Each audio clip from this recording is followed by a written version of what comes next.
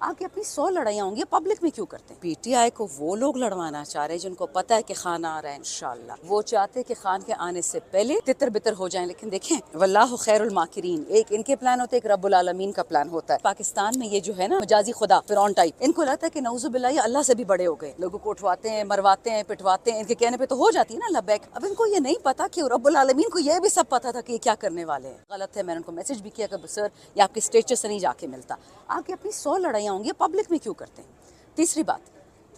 P T I کو وہ لوگ لڑوانا چاہ رہے ہیں جن کو پتہ ہے کہ خان آ رہا ہے انشاءاللہ، وہ چاہتے کہ خان کے آنے سے پہلے تتر بتر ہو جائیں، لیکن دیکھیں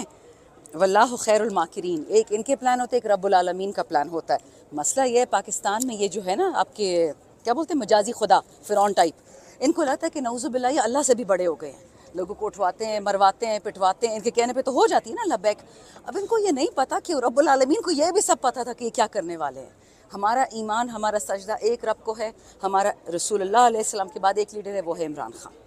ہم اسی پہ چلیں گے، تکلیفیں پہلے بھی جھیلی ہیں، آگے بھی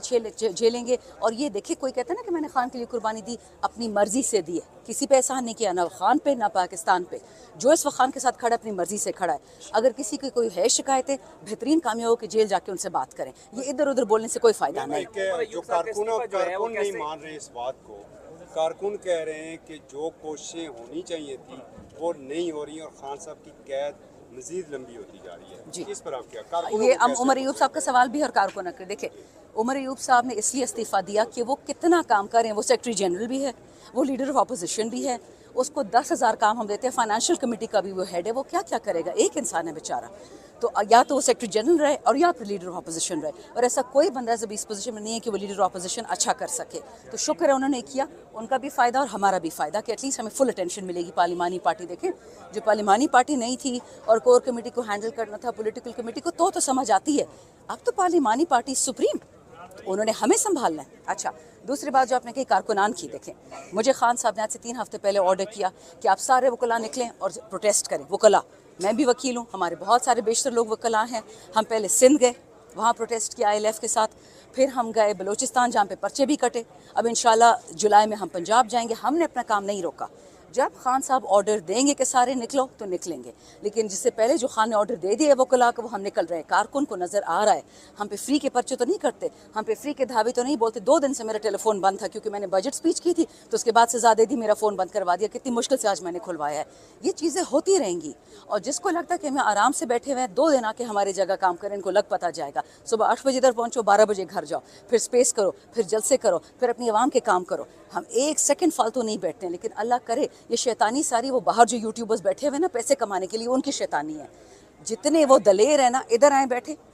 ہم لوگوں نے الیکشن میں لوگوں کو نکالا، ہم نے ڈیتھ تھریٹس برداشت کیے،